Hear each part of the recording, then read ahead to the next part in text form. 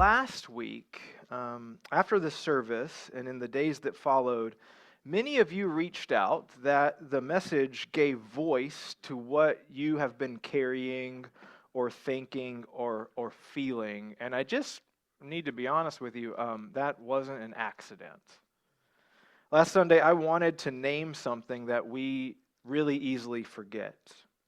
That the stories that we tell ourselves and the stories we allow ourselves to believe and the quiet voices that we let shape us can convince us that we're meant to do this thing alone. And we're not. And I also want to be honest about what a life of faith actually looks like, not polished or predictable, but marked by genuine highs and genuine lows. And I think we can all agree and attest to that. Because here's the truth. We are all formed from the same dust. We're breathed into by the very same Spirit, and each of us is stepping into this day for the very first time. How many of you have lived this day before? Okay, so maybe let's choose grace. Let's choose compassion, and let's remember this, our shared humanity, as we walk together. With that said, I don't want to rush past where we left off last Sunday. And if those words gave voice to what many of us have been feeling, I wonder what our bodies have been telling us. What our bodies have been trying to say. Have you ever noticed that your body can tell that you're not okay before your mind catches up? For me, it's I get this tingly finger thing that's happening, and I'm just like, oh, there we go, something. Or this eye twitches. Whenever I do a wedding, a week before the wedding, this eye starts twitching, and I was like, oh, it's wedding time. I don't know why. It's always happened. Your shoulders get tight. You clench your jaw, right? Your breathing is different. Maybe you grind your teeth, or you can't sit still, and your mind flips into survival mode. And you run through, what if? I could probably just end the sermon here by saying, like, living in what if is a really terrible place to live. But we all fall into that trap. Have you ever been sitting in a room and there's nothing obviously wrong, and still you felt like something very bad was about to happen? See, our bodies, they ask a singular question. Am I safe? Is this a safe place? Are these safe people? Am I safe? We're always scanning for danger. There's a part of our brain that always wants to know, am I safe? Which is just another way to ask the question from last week, which is, am I held? And when the answer feels uncertain, when all we can say is, I don't know, which is a very good answer. I think we should all really get used to saying, I don't know. But that's also a very scary place to be. And so we brace and we prepare and we run through worst case scenarios. And then when we live in that space, we hold back hope. We get really stingy with what we actually think might happen that might be good. We're really good at predicting bad things and really bad at being like, what if it all just works out? Or maybe it's just me, I don't know. What if it just works out? Here's something I've been learning and trying to practice over the last decade, very slowly and very imperfectly, by the way. You can begin to quiet these what ifs, and you can gently interrupt this constant scanning for danger, which is really hard in our culture, right? We live in a really weird place, in a really weird time. You can quiet that hum of what ifs, and here's this. It just takes something simple as your breath, right? So I mentioned this last week during our business meeting. Just breathe. How many times a day do you just focus on your breath? Like the gift of your breathing. How many times do you go, I got to keep breathing? Sometimes, it's true. Yeah, sometimes. Especially when you get in that state where you start to panic. And you, as someone who's had anxiety in the past, you know, you're like, that's the first thing that goes. Is like, am I? And we hyperventilate. But if we quiet ourselves And we can take that breath and then we receive the next one as a gift. We realize that we are not holding everything together, not even our own breathing. We realize that right now, sitting, even all this stuff, this chatter in our brains, we are being sustained. If you really want to drop the act, meditate on the fact that despite your best efforts, despite all your planning and all your worrying, when the time comes, when the air comes in and it doesn't come back out, you will still be sustained. Or maybe it looks like this. Just put your feet on the ground. Just put your feet on the ground. Now, I know that some of you might have had something to do with this particular floor. But most of the time when you walk on this earth, did you build the ground underneath your feet? Did you prepare your path one step at a time in advance so that you don't fall into whatever mystery might lie below? No. Something, even now, even more than you, holds you up. And as our bodies learned both slowly and imperfectly to listen to our breathing and to realize that we're sustained and to connect with the fact that we are held even when we don't even, I don't have to take a step and know that the ground is going to reach up and catch me. So I offer these as very simple practices. Maybe the first simple meditations of your week this week. But it's another thing to actually try to put them into practice in the middle of the storm.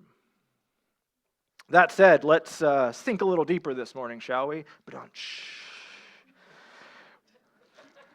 This is my favorite section of the sanctuary most days. I write specific things in my notes. No, I'm just kidding. Peter on the sea with Jesus. And we know this story and we've heard this story. And we often can think of it as, well, if I had just had enough faith, I would not have sank. Think of those times in your life. If I had just had enough faith, or if I hadn't taken my eyes off Jesus, then that wouldn't have happened. Which there's some truth to this, right? But there's also some shame and some guilt that we can lay upon ourselves. And so I kind of want to unpack that a little bit. I don't want this message to become some type of spiritual litmus test, right? Like a pressure to perform or like a subtle shame when we struggle, because we are all going to struggle. I don't want every single doubt to become a defect. And I don't want every moment of fear to feel like a failure, and I don't know that that's what this story is trying to do. Jesus just fed 5,000 people. A miracle of abundance. Bread in the wilderness. It calls back to even the most faithful periods of Israel where there was enough for everyone and even then more. And then just as abruptly, he sends the disciples away. He makes them get into a boat and he stays behind so that he can go onto a mountain and pray.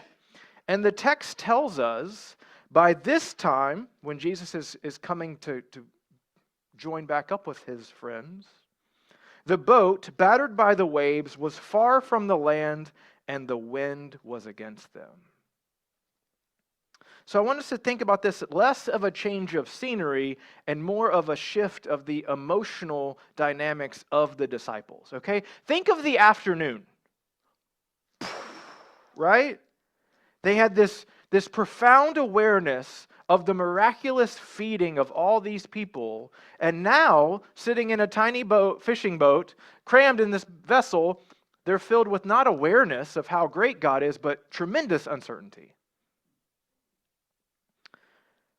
They were side by side with Jesus as he was passing out these loaves, and now they can't even see him.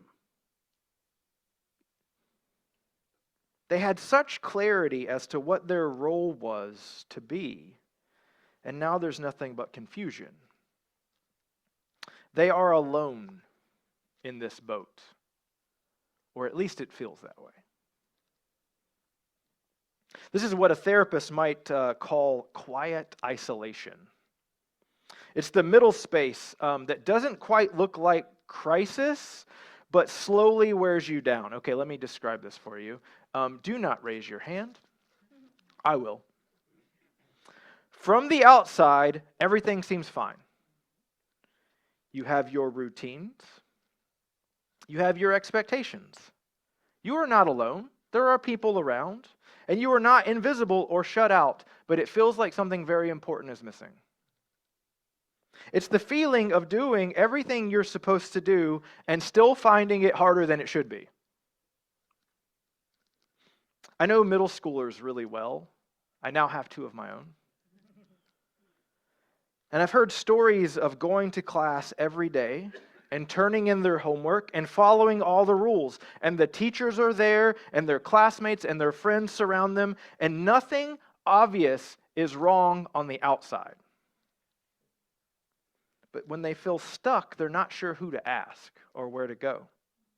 They keep trying, and they're doing what they're supposed to do, but it feels harder than it should. So even though they're not ignored or left out, it still feels like they're trying to figure out everything on their own.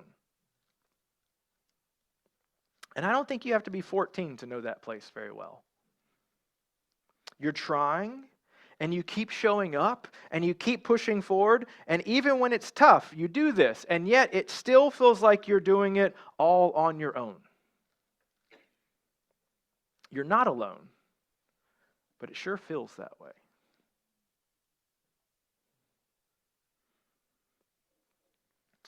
Sometime between 3 and 6 in the morning, always at the darkest stretch of the night, by the way. How many of you have mornings where you just randomly wake up between 3 and 6 in the morning and God's like, surprise? It's biblical. Jesus shows up and he's walking on a rough and choppy sea. And as last week, our friends from Emmaus, they didn't recognize him, and neither do the disciples. They're terrified, and they cry out, "Zoinks!" Like it's a ghost, Scoob. I had to do that. Zoinks was the first note I made all week long. Because we laugh at that as if the disciples should have known better. But if you were in a small boat in the middle of a storm in the dark and someone came walking to you across the water, what would your reaction be? So let's give them just a little bit of credit. To get serious for a moment, fear is not a lack of faith. Fear is not failure.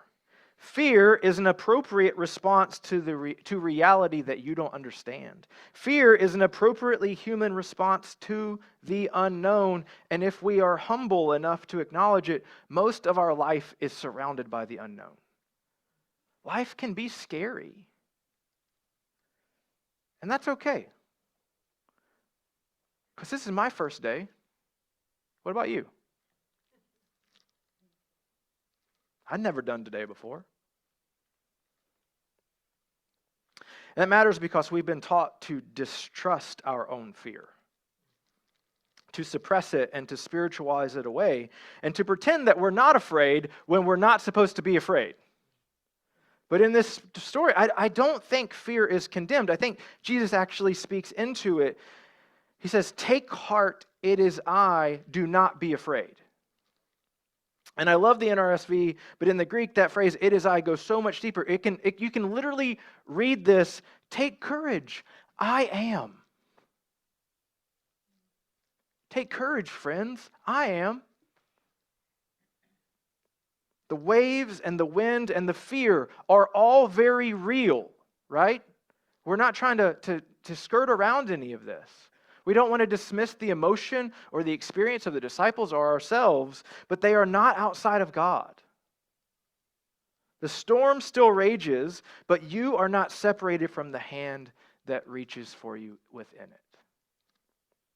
Spoiler alert. So here we see something begin to shift. We see this flicker of recognition. Not really a full understanding, not certainty, but something. And then Peter does something remarkable. He says, Lord, if it is you, command, bid, urge me to come to you on the water. And now often we read Peter as reckless or impulsive, and he is, which is great because so are we. But I don't think that's what this is. I think this is actually a form of leadership. This is a type of vulnerable participation. Peter is not certain yet. Notice he says, if it is you, there's still ambiguity, there's still not clarity, there's still risk involved, but he's heard enough and he's recognized enough to take the first step. And Jesus responds with one word. Come. That's it. Jesus does not say, come and you will not sink. There's no guarantees. There's no explanation of the physics of how Jesus just happens to be standing on top of water. Let me tell you how this works before you do it. Turn to your pamphlet on page 3.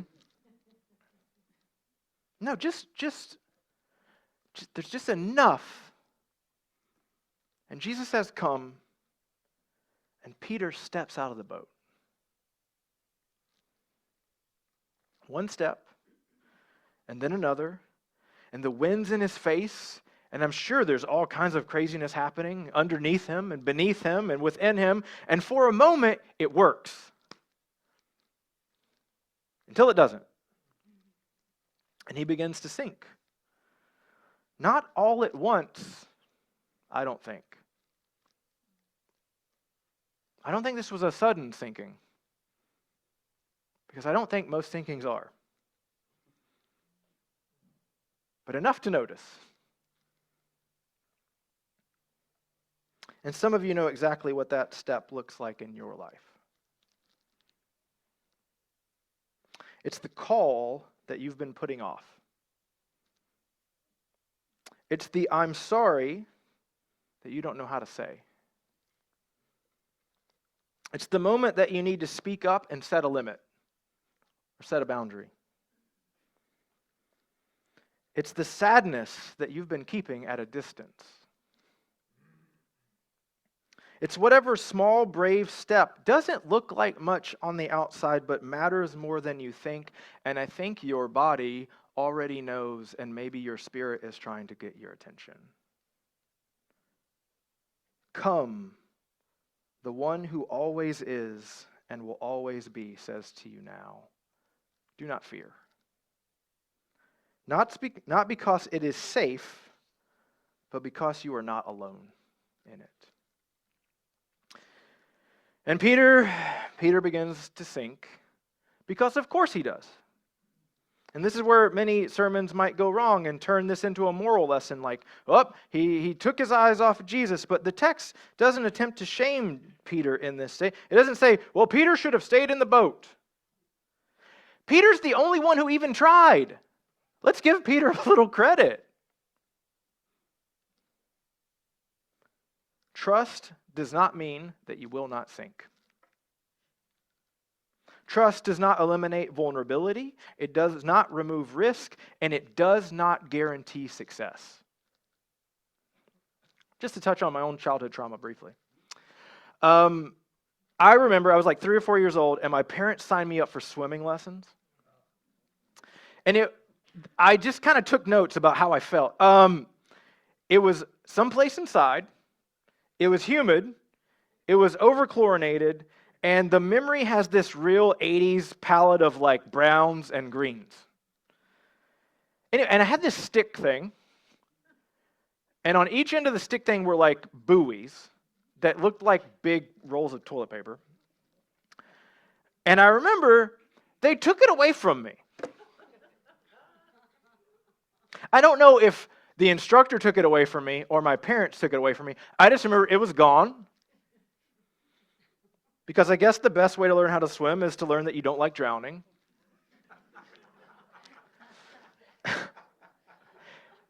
And so one of my earliest memories is, this is terrible. I guess I'll figure out how to doggy paddle. My point being that someone thought the best way to teach a kid to swim was by letting them sink for a second. And I don't think Jesus is that kind of teacher. Because Peter begins to go under and he cries out, "Lord, save me." And Jesus reaches out his hand and immediately catches Peter. Not after Peter figures it out, not after Peter goes through, what did I do wrong? How I should have leaned left when I should have. Not after he calms down or proves everything. Immediately, the hand is there. I like to think Peter didn't even get water up his nose.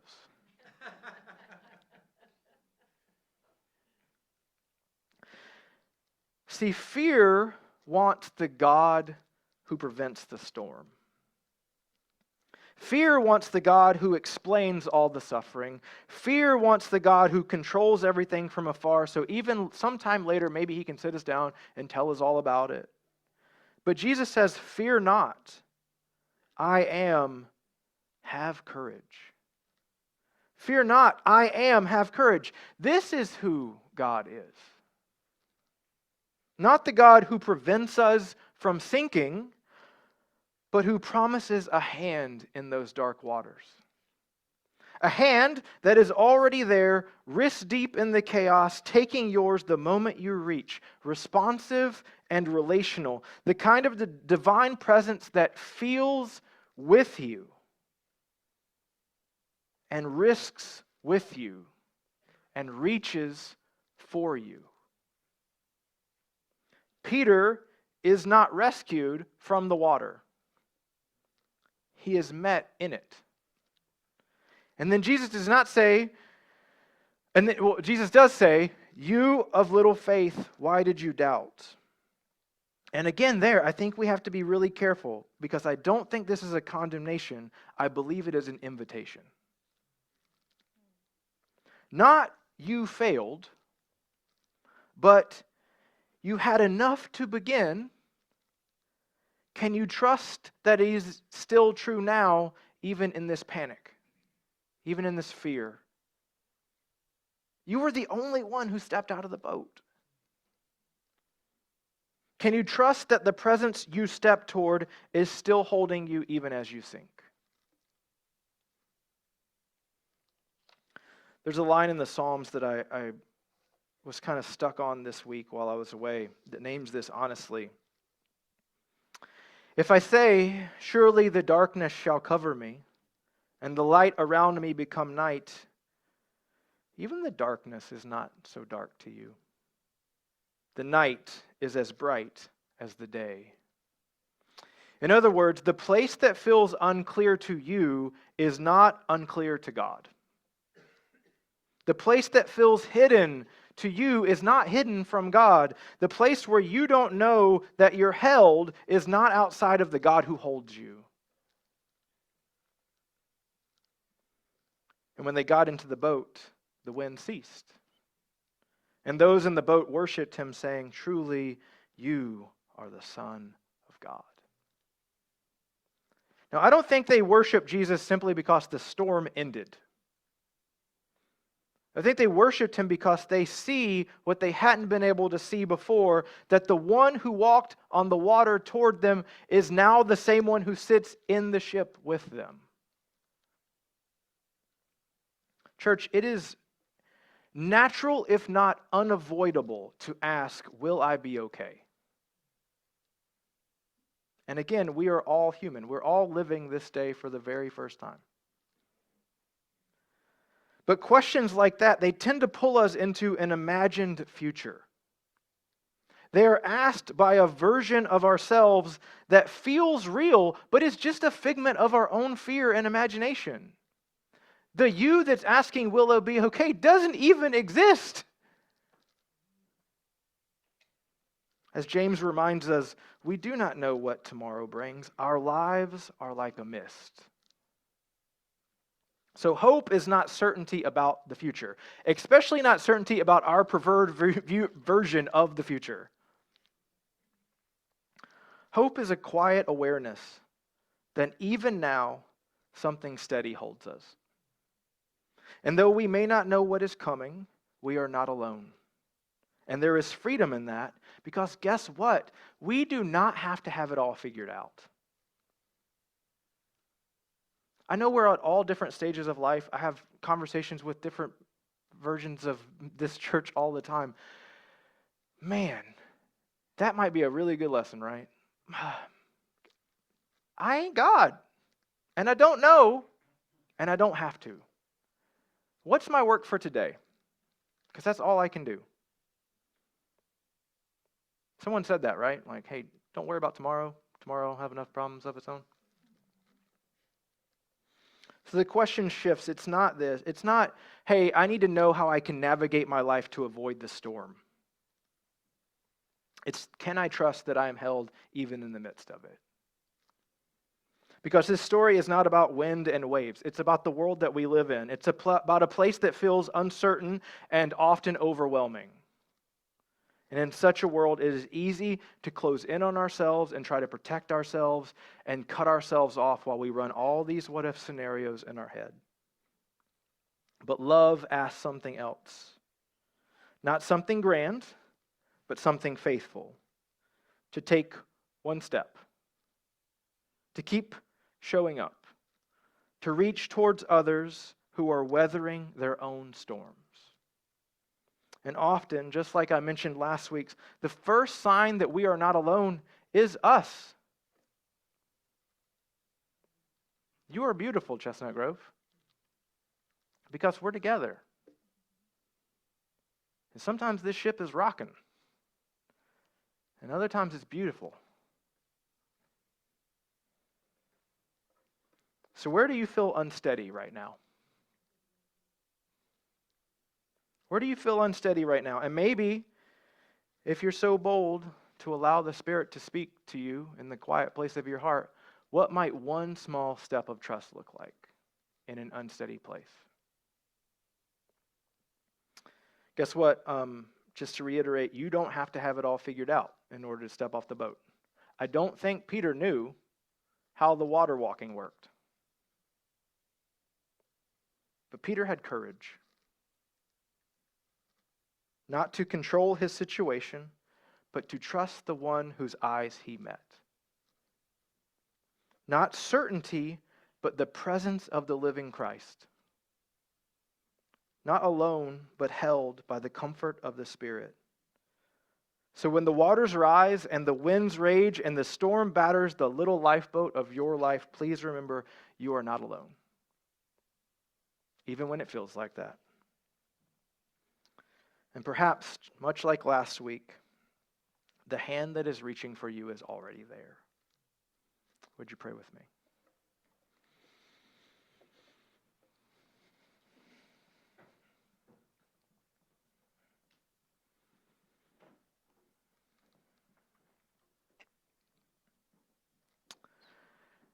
God, you bring to mind a father who said, "Lord, I believe, help my unbelief." We are a people who gladly and courageously celebrate your name. A people who know in our hearts that we are saved and made alive again by the work of the cross and the resurrection and the promise of the Holy Spirit. We are a people of praise and faith. And yet we are also flesh and blood. We believe, help our unbelief. Where we feel unsteady, may you help us notice the ground beneath us. And for those of us that are ready, may we take that single step of faith today. Whatever that might look like. Knowing that the hand reaching for us is ready to catch us, whether that is your hand or the hand of our neighbor. May it be so. In Christ's name we pray. Amen.